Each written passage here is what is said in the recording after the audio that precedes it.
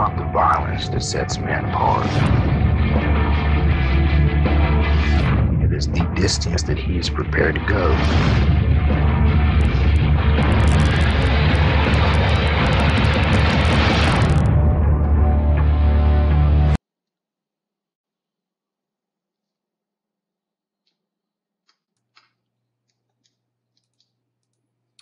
Hi, you're here with Mass Media or MMA Super Stars. I'm Danny Perry with Mass Media. Here with us today is Trent Standing with Split Decision, and fighter / Mass Media photographer Josh Ryan. And today we're going to go over results and look at some highlights from last night's Rumble at the Roseland 68.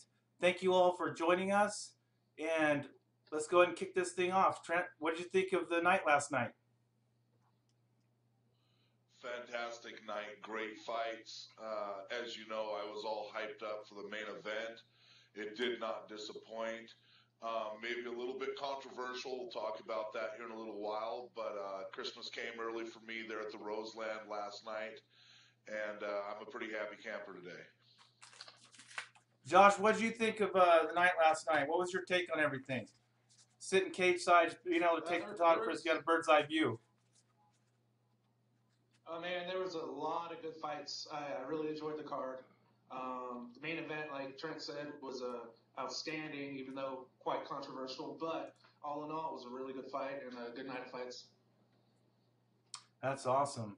You know, we should probably kick it off just to go in order, maybe stay in bout order a little bit. We have some highlights of some of the videos, not all of them. But bout one started off with a heavyweight title fight. Nick Byron vacated that to go to light heavyweight. What did you think about that being kicking off the night with a title fight? Haven't seen that too often. It's crazy. It's new. I mean, it was fun. I like getting.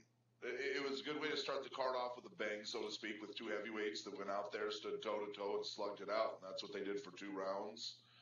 And you know, Davenport hits awful hard, and he's a pretty legit. I would say he's a pretty legit champ. He has a big long road ahead of him because there's a lot of tough heavyweights right now in the FCFF and a lot of tough heavyweights around the area, and he'll for sure get tested.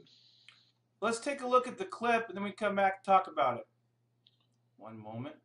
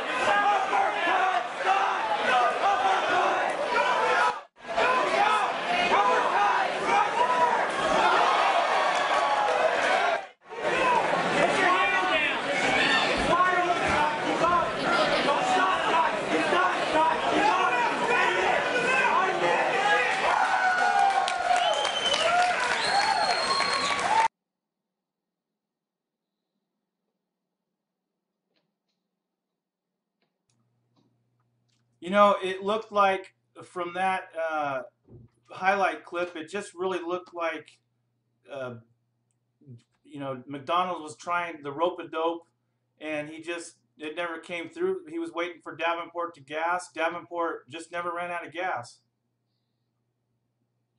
No, and it looked, now that I just watched the clip, it looked like you sped that clip up. That boy has some fast hands for a heavyweight. It was non-stop leather being dropped, and there's going to be a lot of heavyweights where that's going to be hard to contend with. Heavyweights aren't used to that kind of pace. Heavyweights are used to coming in, throwing 3-4 punches, landing a big shot, and then maybe doing something. But you don't see heavyweights every day go in and throw 20, 30, 40 punches, even while someone's covered up on the cage, with that kind of intensity. Yeah, what I really liked about that was really impressed me was how right at the very beginning he just ran at him, just throwing, and they weren't all haymakers. They were actually, he was throwing straight, and you know, once he got him against the cage, those knees, oh, brutal knees, brutal. I was still just, they hurt me. You know, from McDonald's standpoint, I really do think he was going in with the mindset of just weather the storm, weather the storm. But the storm just never, never subsided. He just never really got the opportunity to get anything going. Yeah, it's tough when you have a guy that can throw punches in that big of bunches. Covering up for just 2 or 3 or 4, 10 or 15, 20 punches isn't going to work. You got to launch some kind of offense.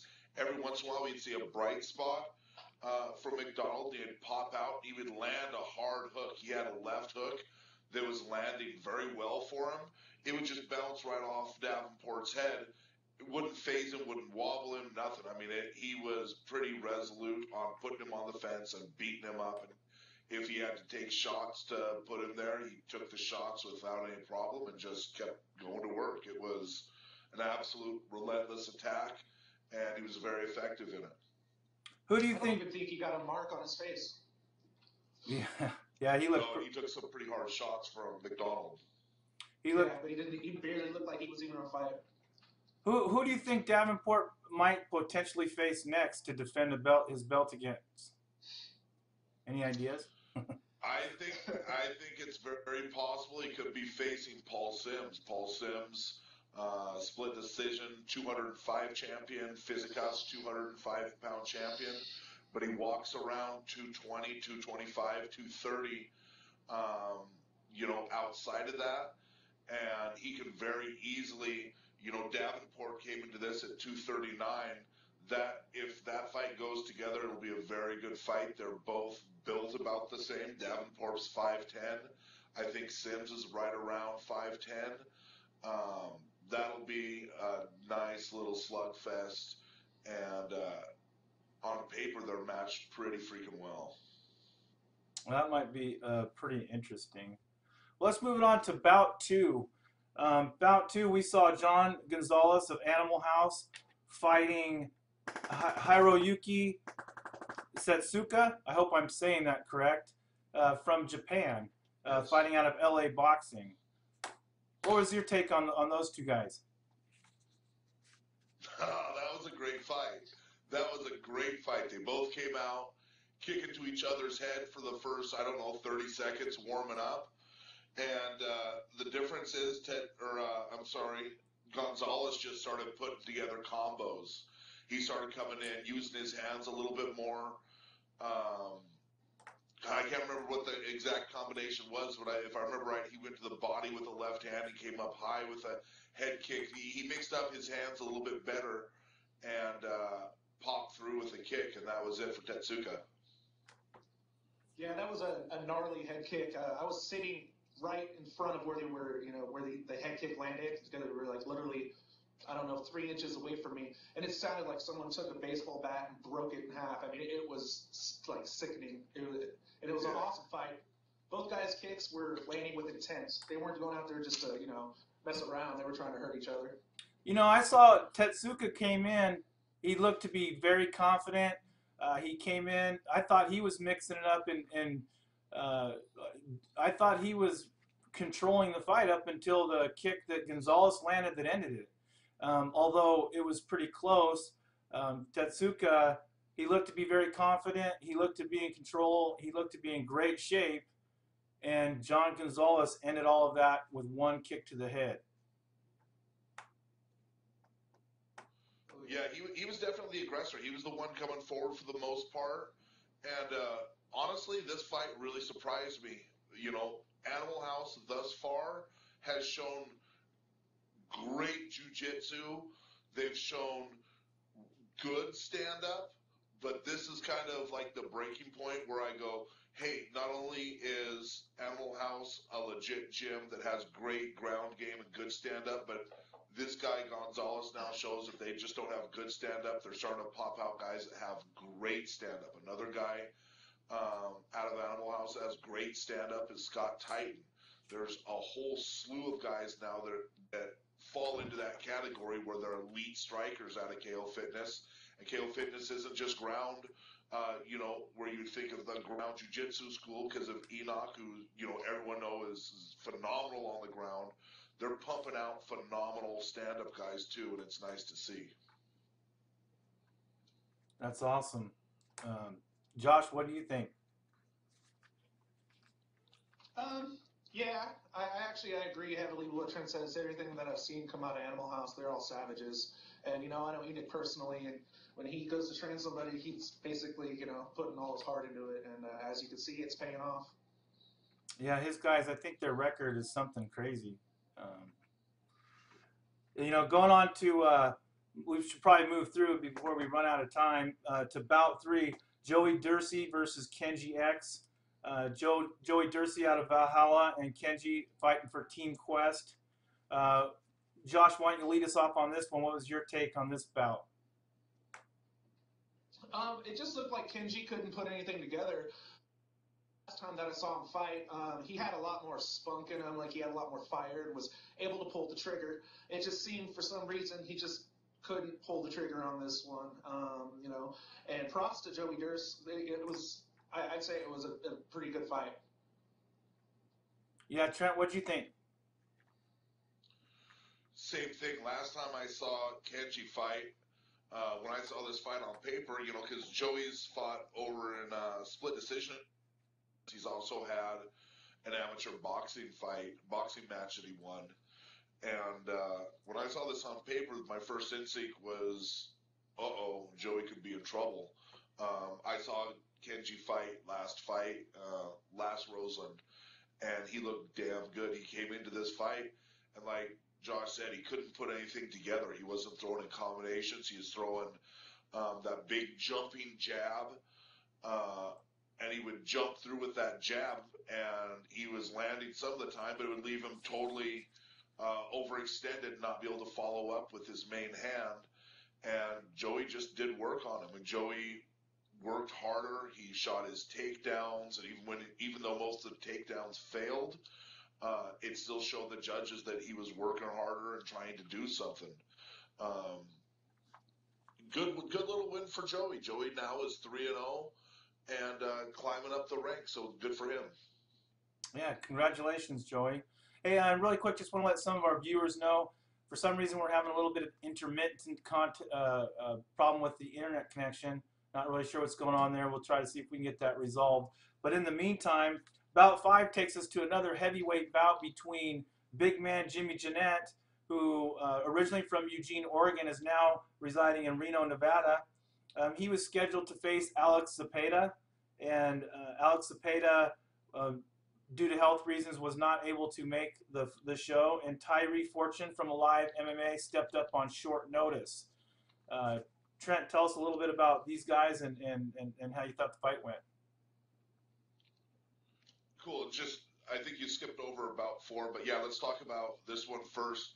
Oh, I did. Yeah, Janette was supposed to have a different opponent, and props for him for stepping up and taking pretty much anyone that came along. Tyree Fortune, a tough kid. I saw his first fight. You know, he's out of Alive MMA, and that's another hot spot, so to speak, of absolute talent under Coach Nick Gilardi. And with a jiu-jitsu teacher like Bill Bradley, it's hard to go wrong there. He came in and took Janette down, and that's kind of Janette's Achilles heel type thing. Janette looked good on his feet. Janette is so tall, 6'8", and he jumps in with that jab, and it's not just a jab, it's a power jab, and if that thing hits you, it's going to hurt you. And Tyree did a very good job getting out of the way of that, closing the distance and got him to the ground, and that's where, you know, that's what he had to do to win that fight. And we've got some footage on that. Let's go ahead and watch a clip. When we come back, Josh, we will hear from you on what you thought.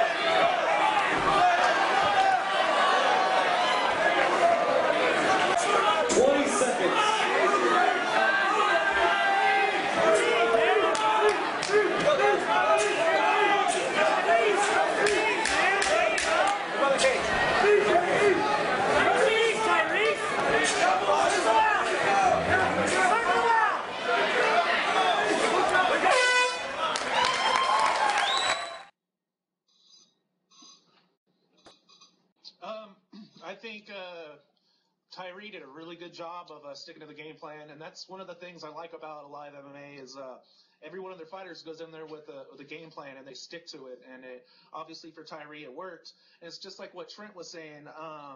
Janette, man, that jab, I'm telling you, I wouldn't want to get hit by it. But and I was really impressed with how, for two big guys, they could just go in there for all 3 rounds and just put in work. And, and that's hard. Even for me, I'm a 205er, and I get gassed. And I was just like, wow. Incredible. We saw a lot of those things. Tyree, we saw one towards the end of the clip there, something I didn't even pick up from where I was sitting there commentating. Tyree was landing leather too. We saw Jimmy push him up against the cage, Tyree pop off the cage and throw a great big right hand that bounced off Janette's jaw, and Janette didn't even flinch at it. That kid is tough. He has a bright future. He has just been put against absolute monsters like McDonald and Tyree. Look for him. Tyree's going to be good. Tyree Fortune, I think, has a very bright future at either 205 or heavyweight. He's another one of those guys. And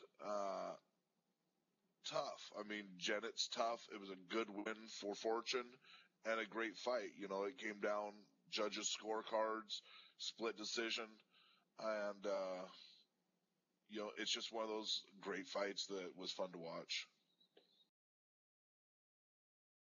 Cook just came out and took it to him. I mean, there wasn't much to do about that fight. He came out, did it quick, got it over with, and got out of there. Yeah, I was really impressed. Really impressed. It was in and out, quick, over and done with. Execute what he wanted to, and opposed his will. And man, yeah, watch out for that guy. He's gonna make waves. I wouldn't mind seeing again too. This is one of those fights where they came out, they stood toe to toe, and they slugged it out. There's nothing wrong with that if that's what you want to do. It's kind of live by the sword, die by the sword type thing. And whoever lands first in that big shot lands first, and that's just the way it is. I can't wait to see Alonzo in there again. He's one of those guys that I like to see that wants to step up, belly up, as they used to say, and throw down. I can't wait to see either one of these guys come back. I'm going to be excited. Tough. I had Zayn coming out looking good, winning the fight. It was back and forth for a minute, and then he went from winning the fight to a tap that happened so fast I didn't even know that he tapped. So, Zayn's one of those guys. He's a crowd favorite for a reason because he brings so much intensity. He goes absolute full throttle the entire time, but it's also kind of one of his downfalls. He's going full throttle, and sometimes he moves into bad spots and gets caught. That's just the way it is. I had an opportunity to talk to Zayn after the fight. He said he saw some blood and he went for it. That's just the kind of fighter he is. He said, that's just what I do. I see a little blood. I think I could end it, and I just went for it. And it didn't work in his favor. But let's take a look at a clip. We have a clip of Zayn Baron. You guys can see the action for yourselves.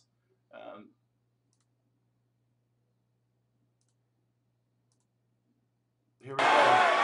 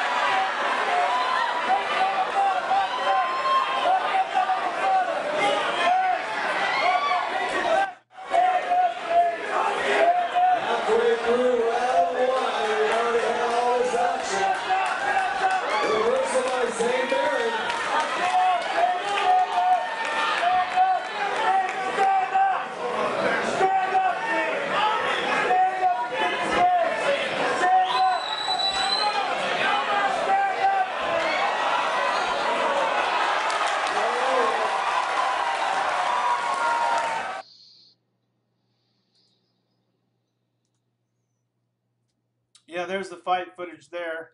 I just wanted to take a timeout real quick to some of our viewers. Apologize, we've been having a few technical difficulties with the bandwidth. It keeps going in and out for some reason, and so it's caused a couple problems with the audio. And Josh is having a little bit of trouble. He's kind of going in and out. But we'll just do our best with it, roll through the rest of the show. Hopefully the clips will come through and you guys can hear us all commentating about it. Josh, are you there? Hello? Yeah, can you hear me, Josh? Hello? Yeah. Just cut out for a sec. All right. So what did you think of the Zayn Baron fight after you got to just watch the video of it? Man, I'm telling you, like, it's like Trent said, that kid is just 100% full throttle. Zayn is, and you know, I've seen it happen quite often. You know, fighter smells blood and they go in for the kill, and then they get caught with either a punch or a sub. And you know, I give Baker full props for that because you know that's jiu-jitsu is about waiting for that right moment to strike, and obviously has a little bit under his belt with it. And it is seriously, the tap was so fast, I couldn't even get a picture of it because I didn't even know it was happening. I was just like, what? You got to be kidding me. But yeah, very good fight. Trent, you there? Yeah, I'm here. Okay. I just want to make sure. Anyhow, getting on to bout 7. Let's take it some more. Bout 7, that was a fight between Katie Howard of Girls Gym and Amanda Loen of Straight Glass Gym. Let's take a look at a clip and we'll come back and talk about it.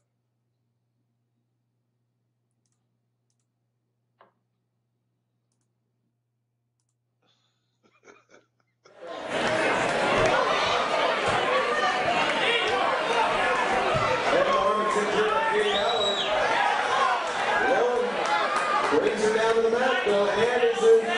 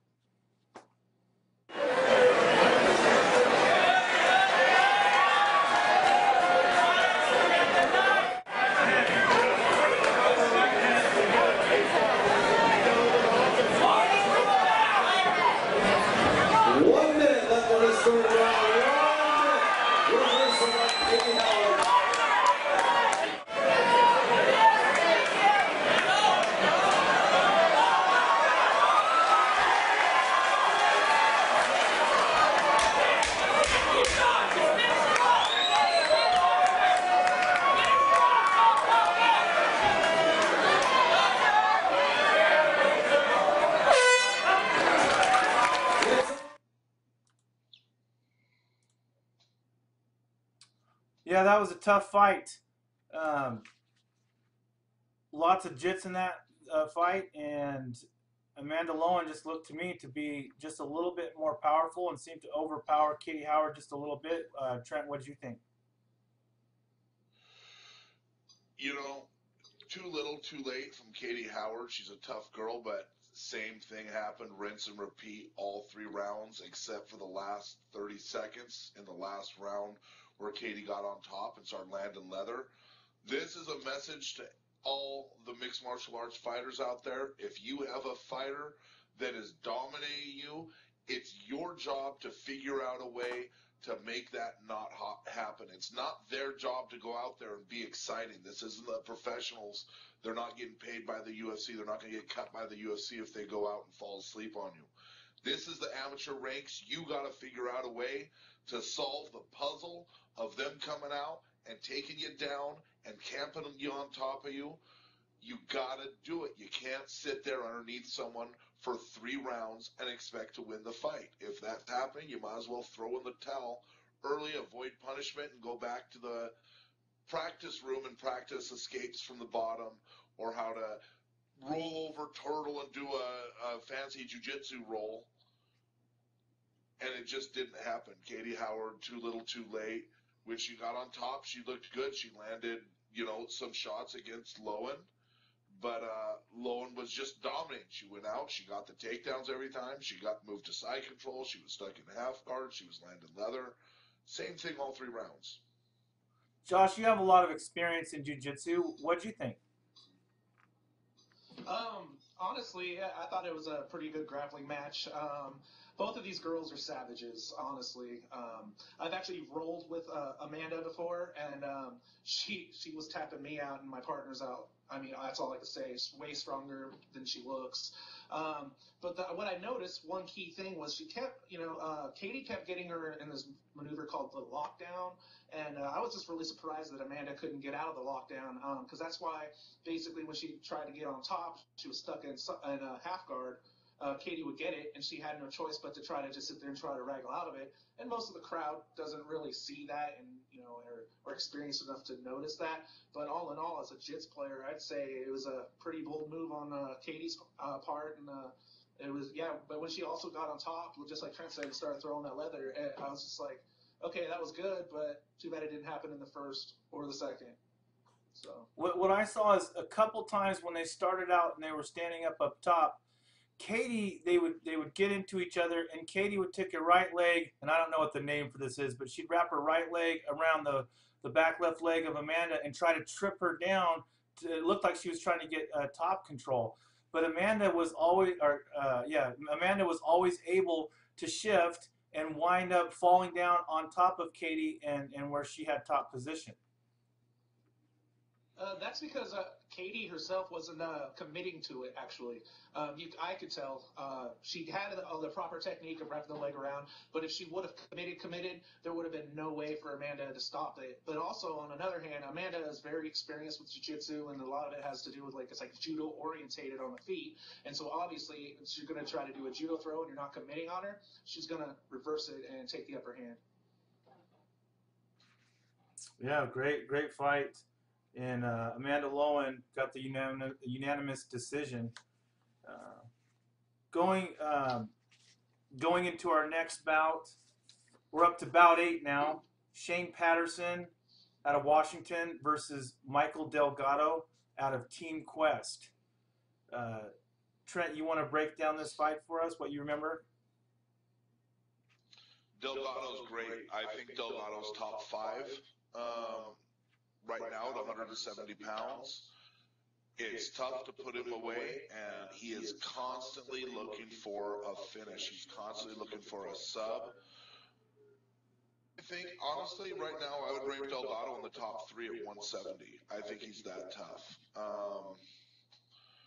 It's just a matter of time before we see him fight for a belt, and he matches really well with potentially a guy like Luis Iniguez.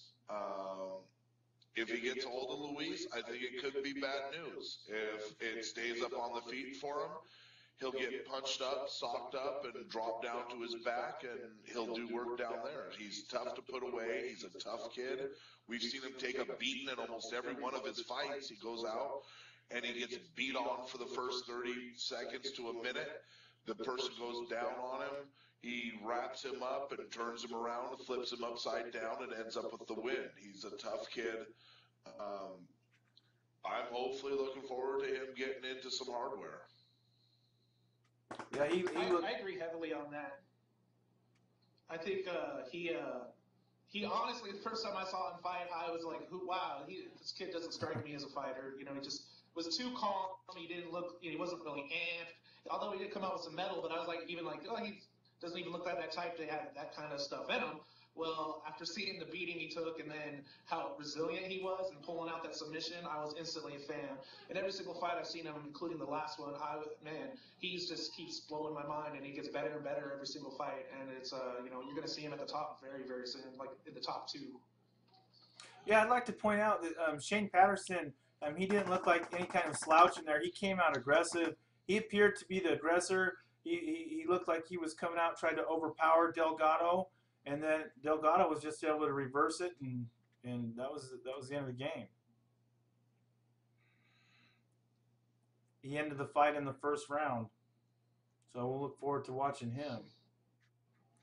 Going on to bout 9. Bout 9. This was a tough matchup. I had an opportunity. This was Ron Schroeder facing Freddie Bailey. I spoke with Freddie Bailey before the fight, and he let me know that he was concerned. He said, "This is a real test for me," and he was not taking this fight lightly. And what do you guys think of Ron Schroeder? I love Schroeder. I think he's a tough kid.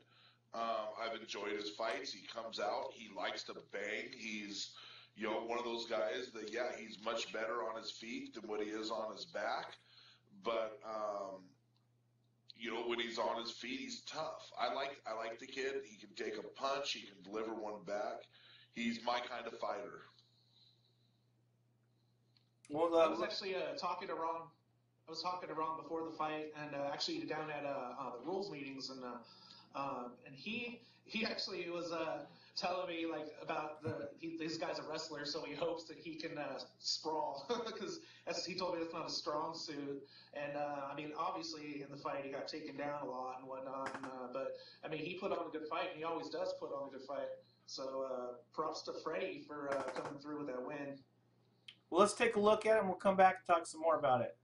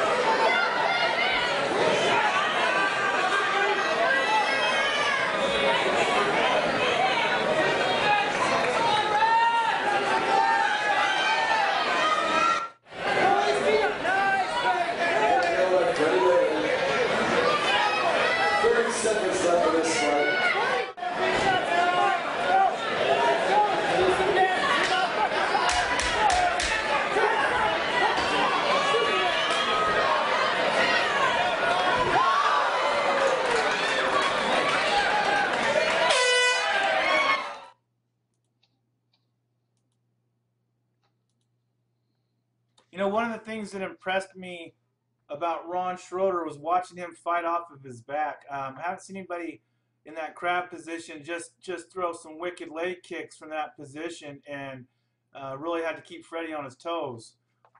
Josh, what do you think? Yeah, those kicks kind of came at me by surprise. I was just like, what? He left the ground completely with those kicks, and the ones that landed, they looked like they hurt, and they sounded like they were hurt, because the old adage, the ones that slapped, they sting, but the thuds, those are the ones that hurt. Man, a couple of those were just giant thuds. And yeah, that was ingenious on his part. Trent, what's your take? I was waiting for one of those up kicks to knock out Bailey, to be honest with you. He landed quite a few of those during the fight, and they were coming up with some steam on them. And, Freddie Bailey is one of those guys that is just gold to a promoter. He's tough. He does crazy, wonky things, like jumping in and turning around, and, it gets him in trouble. In the clip we saw him get to the turtle position from it. But he's very entertaining, and he's good. He's good, fun, entertaining. He has all the components of being a champion. He's, 6 fights now under his belt, and I don't know, 185-pound class right now is pretty thin. We might see him looking for some hardware soon, too. Watching Freddie in this fight, to me, it reminded me is like watching him trying to corral a cobra. Ron Schroeder at any given moment had the ability to strike with a knockout strike, whether it was from his back or with an up kick like you were talking about, or whether it was up top. People know that he has knockout power, and my hat's off to Freddie for controlling the fight and not allowing that to happen. Pretty good job. We'll look for him in the future. Getting on to it, what bout are we on now? Bout 10. About 10. Takes us to a super fight between Kevin Walker and Jason Gray. We give Jason Gray, I think we gave him a little bit of a hard time last week for working on his stand-up. But he sure came out and looked impressive against Kevin Walker, who did a really good job with his game plan of trying to stuff the takedown. He wasn't really able to do it, but he got some pretty wicked head kicks in there. Josh, tell us a little bit about that. Actually, I noticed a couple times he went in and he ate a knee when he went in to go to shoot it. I think it was like 2 knees that he ate on 2 separate occasions. But yeah, Jason Gray, he's phenomenal with his power, his slams, and it was good to see him try to work his stand-up this time, because the last couple times I've seen him fight, his modus operandi was slam him down as hard as he could, and not lay him prey, but he'd land leather, but then the ref would stand it up and they do it again. I mean, and guess what? It's mixed martial arts, not just stand there and throw dogs. So I mean, that's awesome on his part. And Kevin Walker, he did a fantastic job of trying to survive and get him off of him. And I thought they both put on a really good fight. And congrats to Jason Gray on that win. Trent, what did you think of Kevin Walker's game plan?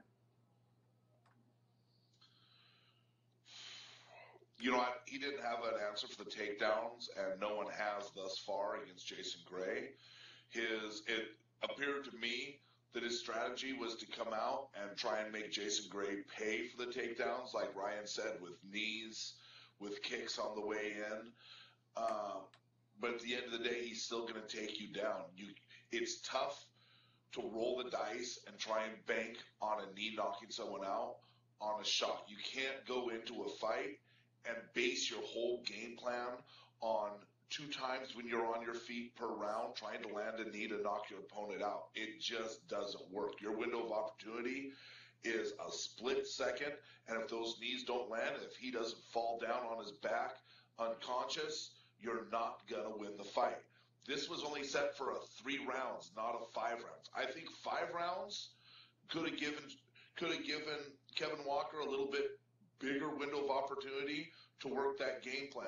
Neither one of these guys made weight. That's why it turned from a championship bout to a super fight. It was only 3 rounds long. And to go into a 3-round fight and only have, let's say, 2 or 3 opportunities per round to try and punish someone on the way in isn't going to work. You're looking at 6 to 9 chances of trying to hurt them on a shot that you might or might not even get a knee off. It's just it's tough to try and win a fight that way. Kevin Walker did a good job on his feet. He landed a couple of those high kicks that, definitely hurt. It didn't even phase Jason Gray, though. Jason Gray has a tough chin. He's an excellent wrestler. Someone's going to have to go in and either be a better wrestler and stuff his takedowns or be good off their back and be able to move him around and get him off balance and get him in some kind of hold or reversed, or it's going to be the same thing over and over and over again. Let's take a second. Let's watch Jason Gray go to work.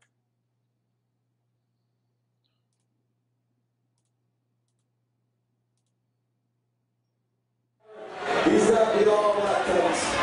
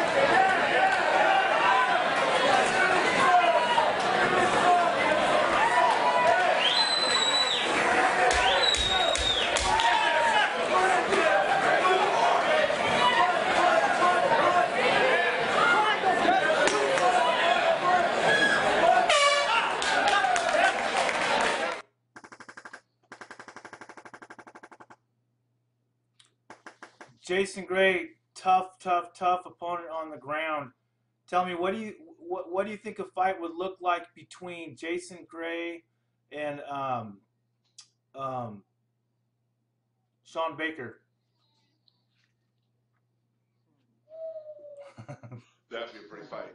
That'd be a good fight. You know, a guy like Jason Baker or Clint Patterson, okay?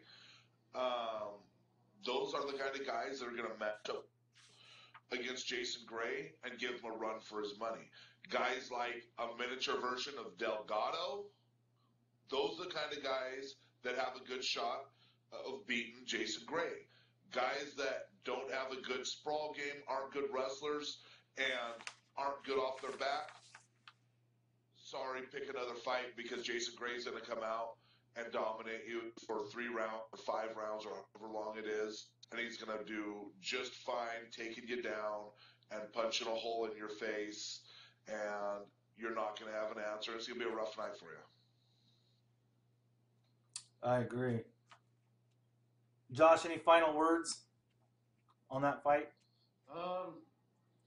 No, I 100% agree. 100% agree. Well, we've got about 10 minutes left, and we still have 3 fights to cover. Bout 11 takes us to Jason Pitman versus Nick Byron. This is a classic 503 West Coast Jiu-Jitsu against live MMA matchup. Tough opponents, both of them. And, you know, this fight almost went the distance. Let's give a quick, let's hear thoughts from both of you real quickly before we watch footage from the fight. Josh, give us your quick recap. Oh man, I can't. You know, Byron hits hard, and he hit Jason hard, and he took it. But what I noticed is, I don't know if it was in round 1 or 2, I can't really recollect, but Byron landed some really hard foot stomps, and in between rounds, I noticed that Pitman, when he'd walk over to his corner, he'd lift that foot up and basically bear that weight of his leg on his other leg. And I don't know if that's really what hurt him, or it was the punch to his eye, the reason why he couldn't come out to the 5th bell. But, you know, I give him props for staying in there. And, man, Nick Byron, he's dominating at any weight. I mean, anytime I've seen him fight, it's his fight. And I was impressed yet again. Trent?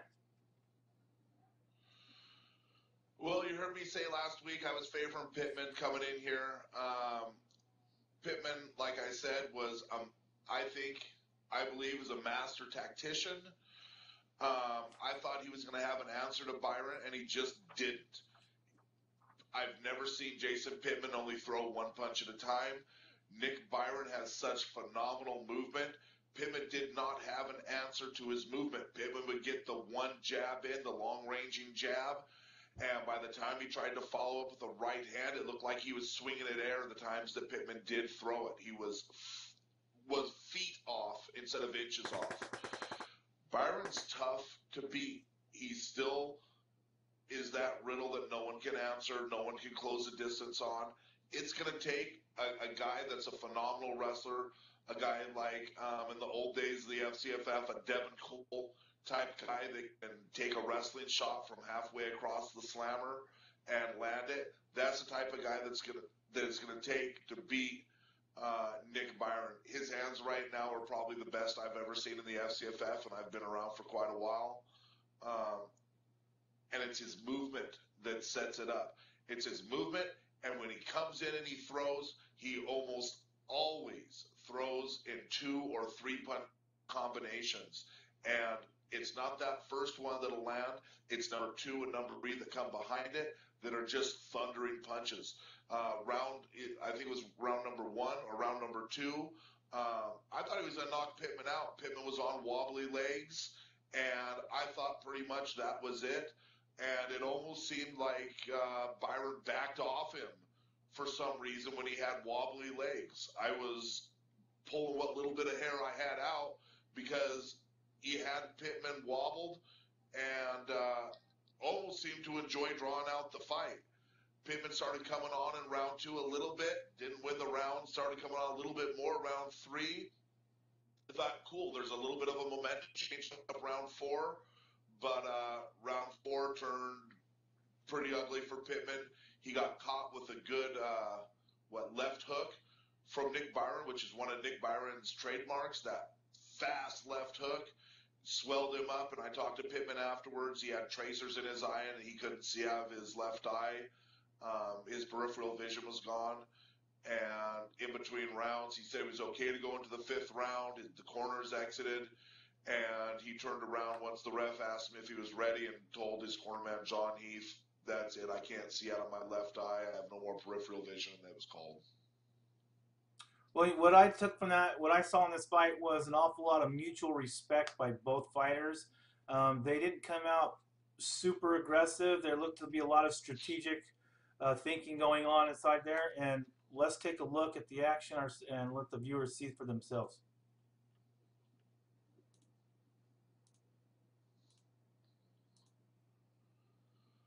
The champion Byron out of the blue corner, he's got the black trunks.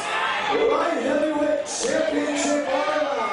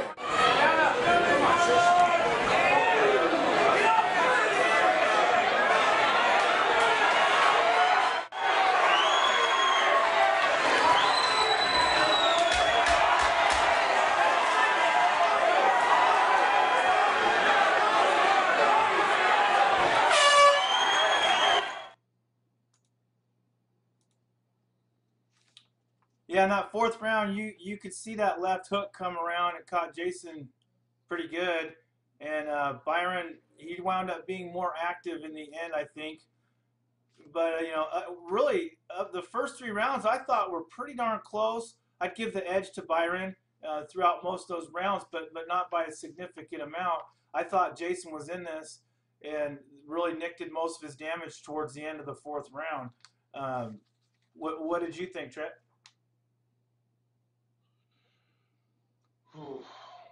I would say Byron won every round, but we'll talk about the main event here in a minute with those judges sitting cage side.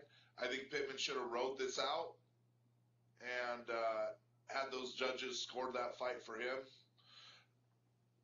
I don't know. I hate to see. I'm just kind of old school, and if one eye works, it's okay. If one arm works, it's okay. You got, an arm's broke, it's all right. You have another one type thing.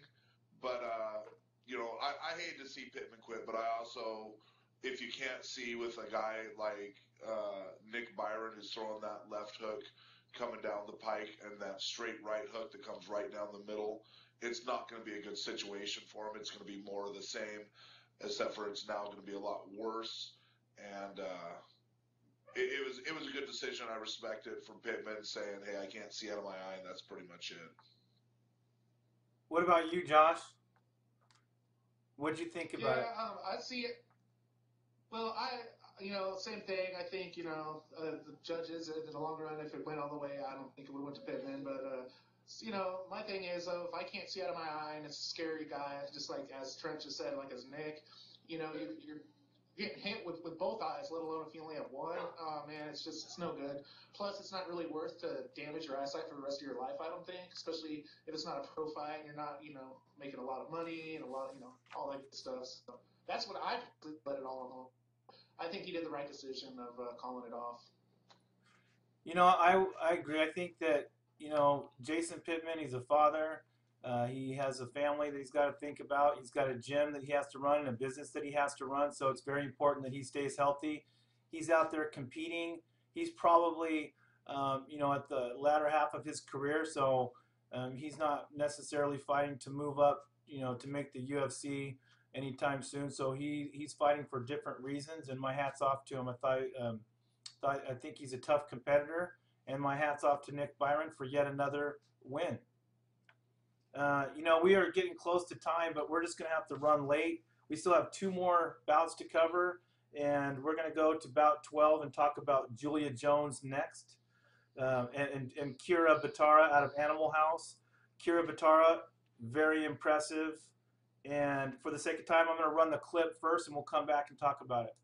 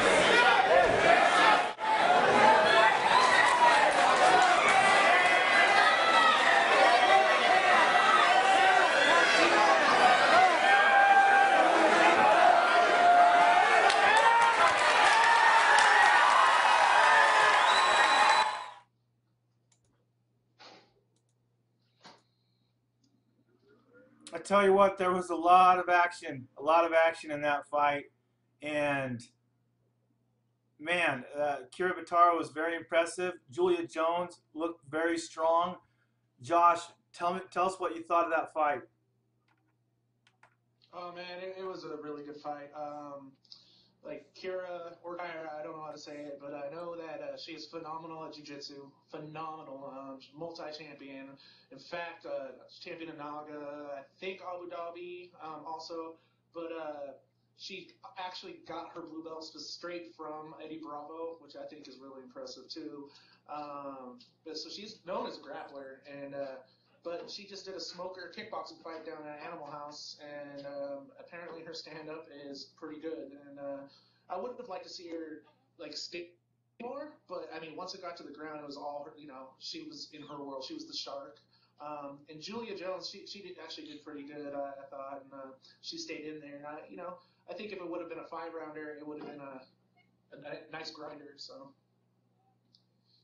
Yeah, Trent, what was your take on that? Real short and sweet. Julia Jones came in 3-1. Batara was making her MMA debut. Batara, I'll make it simple. Batara is going to be a 105-pound champion in pretty much any league she goes to. This is just her first fight, but she's coming out of Animal House, and she's just another animal in the Animal House zoo that they have going right now, and she will be champion. It's just a matter of her picking where she wants to collect belts from. It's only her first fight. Maybe it's a little bit early to say that, but the girl's been around for a while. She has dedication. She's from a camp that's going to take her wherever she wants to go, as far as she wants to go. Well, I think you hit it. She looked pretty impressive. Julia Jones, for her part, I thought also looked really well. She looked like a 3-1 girl going into this fight, and I thought this was one of the better fights of the night, just in terms of how close it was, how competitive both of these girls were. It was definitely a master jiu-jitsu matchup. Most of the fight was on the ground. But wow, it was impressive. It moved all over the cage. It seemed like they were up, they were down, they were moving all over the place. They were rolling. Good job to both fighters.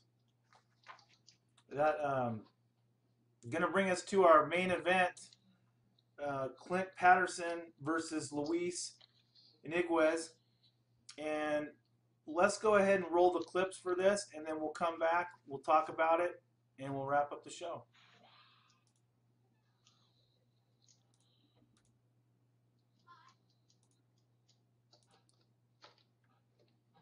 Welterweight championship on the line.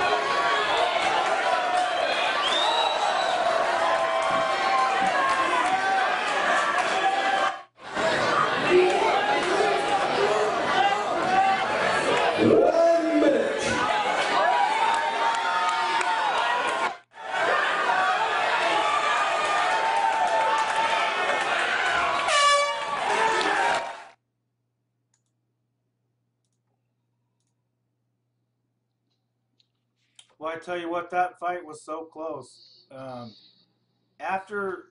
Last night, after when we talked about it, I felt like Luis did enough to win the fight. After watching some playback, I don't know. I'd really love to hear from you guys. Trent, what let's hear your thoughts. I'm going to preface this whole rant on judges look for three major things in a mixed martial arts bout, and that's what they score the round on.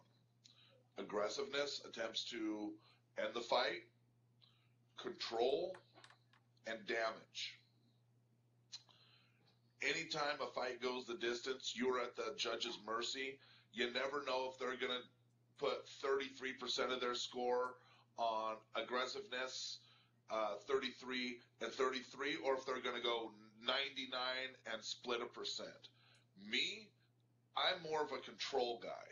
If I see a guy having control for a round, even if the other guy landed 10 strikes to the guy who has controls 2 strikes, I will judge a fight for the guy, or the round for the guy that has control.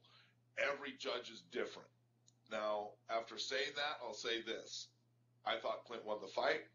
I thought Clint handedly won rounds 1, 2, and 3. He was on Luis's back most of those rounds, and that to me is an absolutely dominating, superior position. Yeah, you can argue, hey, but he didn't sub him out from there and he didn't do much. Well, he did land some damage. He did have him on the fence. He did have control. He did have takedowns.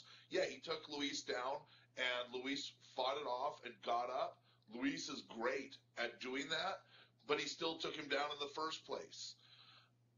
I gave the first 3 rounds to Clint. Round 4 was definitely a stopping point for Luis. I gave Luis round 4.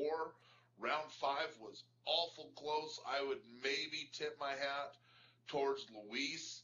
I think what hurt Clint in round 4 and 5 is he came out in round 4 and 5 and he looked tired. And that always has a little bit of a mental impact on a judge going, hey, this guy's tired, and even if the round's even, he'll give it to the guy that looks more fresh. It's just the way it is. But even though Clint looked tired, he still got the takedowns. Clint was putting together good combinations on his feet. He was integrating kicks and punches well. And, he did really well controlling Luis, taking away Luis's distance, and that's what Luis does best. Luis likes to stand from the outside. He'll come in with that left hook or left body shot and go straight upstairs and knock you out. He totally took that away from Luis. One of the things that we didn't know about going into this fight, Luis was horribly sick leading up to the fight. I talked to Coach Pat White this morning. He said he should have pulled the fight because Luis did not fight the way that I've seen Luis fight in every one of his previous fights. Luis has one of the highest percentages of land rate as far as punches goes. Everything he throws lands with Luis. He's an extremely accurate striker. And he was just really, really not landing on Patterson. Maybe it's because Patterson has great movement now. He didn't used to, but he does now. But Luis did not look like Luis that I've seen it his 4, 5, 6 bouts that I've seen him. I gave the first 3 rounds to Patterson. Round 4 I definitely gave to Luis. Round 5 was a toss-up. But in my book, I thought Clint won. But after saying that, like I said, it's the judges that are sitting cage side, and you never know what they were scoring on. When I saw Patterson turn around and walk back towards his corner after the decision was read, Patterson's face looked beat up. The first thing I did is look over at Luis. Luis didn't even look like his face had been touched. That could have been another big decisive factor where the judges are looking at people going, wow, this kid's taken a lot of abuse, even though it didn't look like it to me. Patterson was definitely looking worse for wear. I had the fight scored differently, but that's why they have 3 judges sitting cage side instead of taking an audience poll on who wins the fight. Speaking of cage side, Josh, you were cage side. Let's hear your thoughts. Yeah, I agree 100% with Trent on that. Clint obviously won the first 3 rounds. He controlled it, showed the aggression, and I mean, seriously, he was running it. He was doing what he wanted to do, imposing his will. And then the 4th one, Luis guaranteed 100%, hands down, won that round. And then I would have honestly given the last round to Clint. But it's kind of like, what Trent just said. It's based off of the judges themselves and whatnot. And when I did, I actually was surprised to look and see that Clint, he had a cut, and he had all, his face was all marked up. And Luis, he didn't even look like he was in a scrap. He was just looked sweaty and like he's just went 5 rounds in training, you know what I mean? But all in all, it was a really, really good fight, and I was actually surprised to see it go all 5 rounds. But, good for him. It sounds like you guys think that Luis might have stole this one then. Got kind of a lucky break in terms of the judges' scorecards. Think we'll see a rematch? Like we talked... Like we talked about this before, Danny, Luis comes from Brave Legion. Pat White is a phenomenal game plan guy. Luis came out, and one of the things to Luis's credit, every time he was taken down, he sprung back to his feet. I've never seen anyone, when Patterson takes them down, get back to their feet as well as what he did. He did a great job doing that. He landed leather when he could, before Patterson would tie him up and close the distance on him. And you could tell that from Patterson's face. Luis just looked a little bit off. And like I said, he was sick. But if you can go into a fight sick, follow game plan as much as you can, and still walk out with the belt and still be champion after facing another #1 guy, not only the FCFF champion, but the number 155-pound ranked guy. And make no mistake, these guys walk around the same weight. Luis does not cut a bunch of weight to hit 170. Clint weighed in at 170. These guys are damn near identical when they're not cutting weight-wise. And it showed it in the fight. Clint actually looked bigger than Luis to me in the cage. All around, it's a great fight. Like I said, Christmas came early for me. And credit to Luis and Pat White and Brave Legion for coming in with a good game plan and taking the win. But I've taken a Facebook poll, and everyone I talked to there that night, and about a ratio of about 4-1, thought Clint Patterson won that fight, myself included. I tell you what, it definitely was a good fight. On Luis's behalf, I felt like when I watched the fight, I thought he did enough to win and get the decision. Wouldn't have been a unanimous decision for me, but I might have given him a split decision. I could see it going as a split decision and him getting the victory, primarily because I felt like when in the moment when I was watching it, Clint had him up against the fence, but he was never really able to do any damage to Luis. And Luis just seemed cool, calm, and collected the whole time. And I think that's kind of what gave me that impression. Because, like I said, when I watched the video back, I realized, I thought, boy, I don't know. This could have went either way. It was really, really a close fight, in my opinion. Whereas the night before, I felt pretty comfortable that Luis, got a W under his belt. But I tell you what, that's just goes to show you what a great night of fights that we had. And let's go ahead and wrap this up, and let's award a couple of things just in terms of Josh. Tell us who you think deserves submission of the night. It goes Kyra Batara. That's for sure. What do you think, Trent? Definitely. That makes it unanimous then. It's Kyra Batara. I spoke with Enoch afterwards. He corrected me on the pronunciation, so I'm pretty confident that's what she goes by. And congratulations to her in a brilliant fight. Trent, tell us who you like for knockout of the night. John Gonzalez out of Animal House. Head kick knockout. Beautiful head kick knockout on Tetsuka. Doesn't get much cleaner than that. Tetsuka hit the ground. Wasn't out for too long, but it was definitely knockout of the night. Josh? I agree 100%.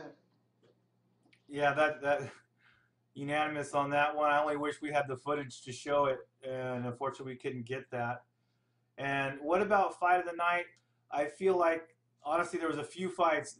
This card was really a terrific card. Congratulations and thanks to Kevin Keeney for putting together a terrific night of fights. There were a lot of close fights, but in the end, there can only be one. I'm going to go ahead and lead this one off, and my vote would be the main event. Trent, what do you think? Absolutely. I told you this was my early Christmas present. Thank you very much, Clint Patterson, Luis Iniguez. It was everything I hoped for. 2 #1 top guys champions, and phenomenal. I wish it would have gone 10 rounds. Josh? Yeah, it's unanimous again. I agree 100%. Main event is fight of the night. Well, I think that's going to wrap it up for us. We went about 20 minutes long. You know, we had a few technical problems. We're working through some bugs. Hopefully next time will be better. We'll shorten that up and try to keep it to an hour next time. I'd like to thank everybody who tuned in. We will post this on YouTube, on our YouTube channel, so you can catch it later if you missed the live feed. And again, thank you, FCFF. Thanks to all the fighters. God bless everybody. And until next time. It is not the violence that sets men apart. It is the distance that he is prepared to go.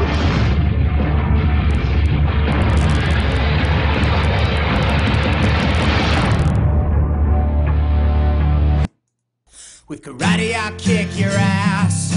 Get to Tiananmen Square. Oh yeah, motherfucker, I'm gonna kick your fucking dairy hair, yeah. You broke the rules, now I pull out all your pubic hair.